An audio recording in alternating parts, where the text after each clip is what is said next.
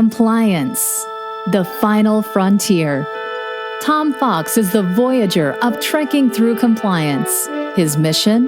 To explore the original series and seek out and share what it can teach you about compliance. Here's your host, Tom Fox.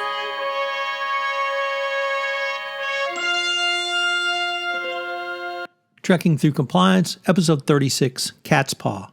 In this episode of Trekking Through Compliance, we consider the episode Catspaw, which aired on October 27th, 1967, and occurred on Stardate 3018.2. Story synopsis. Strange things happen to a landing party consisting of Jackson, Sulu, and Scotty when they beam down to planet Pyrus 7.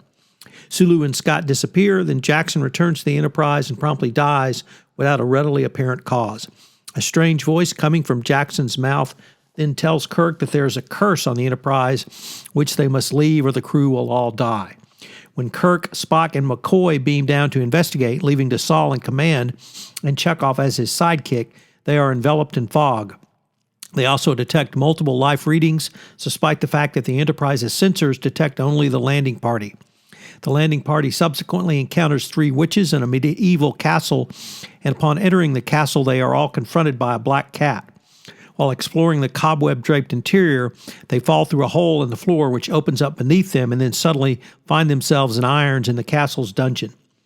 Sulu, Scott, and now both zombies, release the prisoners and begin leading them away. When Kirk attempts to overpower them, they all materialize in front of the robe Korob and his precious black cat, who he appears to consult for advice. Spock questions Korob as to why previous surveys have not detected life on the planet, and Korob admits that he is not native to the planet. Korob makes a meal magically appear, but Kirk, Spock, and McCoy profess not to be hungry. He then makes plates full of gemstones appear and offer them as incentive for leaving without further inquiry, but Kirk claims that the Enterprise can manufacture them in bulk and is not impressed. The cat leaves, and thereafter Korob's colleague Sylvia appears. However, around her neck is the same diamond pendant that had been worn by the cat. Kirk overpowers the zombie Scott, takes his phaser, and demands that Sulu and Scott be released and that their weapons and communicators be returned. Sylvia responds by waving a model of the Enterprise over a candle. The real Enterprise experiences extreme heat and narrowly avoids burning up when Kirk removes the model and offers to cooperate. To prevent interference from the Enterprise, the model is encased in glass surrounding the actual Enterprise in a force field from which it cannot break free. Kirk and Spock are chained in the dungeon, and McCoy is added to the collection of zombies. Sylvia, meanwhile, is enjoying the sensual pleasures of her new existence and mocks Korob for being afraid to use his power when he complains that she is abusing the specimens. Kirk pretends to fall in love with Sylvia in order to pump her for information, and she responds by changing to a number of different attractive forms of females. Kirk learns that Korob and Sylvia have been sent to study the galaxy using a device called the transmuter. However, Sylvia discovers by probing his mind that Kirk is manipulating her and becomes angry. Meanwhile, the Enterprise is breaking free through the efforts of Dassault. Korob releases the Enterprise from its encasement, then sets Kirk and Spock free and tells them to leave immediately because he can no longer control Sylvia. Sylvia changes to a giant black cat and attacks Korob and attempts to kill Kirk and Spock. Kirk grabs Korob's scepter, which he suspects is the mysterious transmuter. After fending off attacks from Kirk, Scott, and Sulu, Kirk tells Sylvia that he has the scepter. Sylvia tries to finagle it away from him, but he breaks the scepter in front of Sylvia. The castle vanishes, and Sylvia and Korob appear as bizarre blue and yellow puppet-like alien beings, which is their true form. Unable to survive in this galaxy without the transmuter, they shrivel up and melt away, and Sulu and Scott are returned to normal.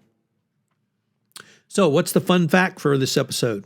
Although this was the first episode of TOS Season 2 in production, meaning it was filmed in early May 1967, it did not premiere until the week of Halloween 1967.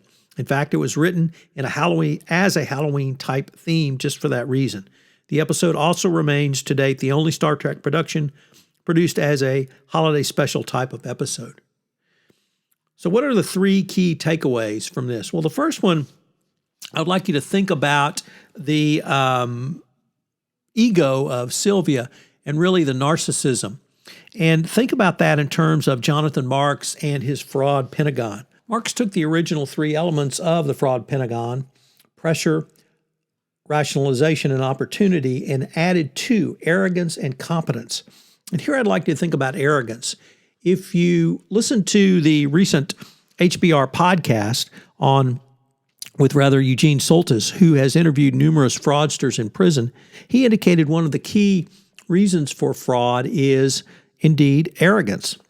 That not only do they think they are smarter and better than anyone, they believe that they are entitled to that lifestyle. So look to arrogance as a potential indicia of fraud when the other elements appear. Number two, the title Catspaw actually describes a person who is used as a dupe. And fraudsters need a dupe to engage in their fraud.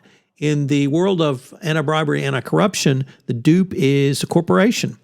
And the corporation who either has no internal controls, insufficient internal controls, or allows an internal controls override to occur without sufficient business justification and oversight. So, and I suppose the greatest example is GSK, who allowed its Chinese business unit to engage in a massive fraud against the corporate office by submitting not just individual false expense accounts, but directing the business leaders of the Chinese business unit directed the Chinese business unit to submit such large falsified expense accounts that they generated over $500 million as a pot of money to pay bribes. So who's the dupe and why is it the corporation? And finally, you should always remember to use the tools that you have at hand in any compliance program. Here, the scepter, which Kurt destroys, killing them both. Join us tomorrow where we take up iMud. If you enjoyed this episode of Trekking Through Compliance, you can help it grow by sharing it with the biggest Trek fan you know.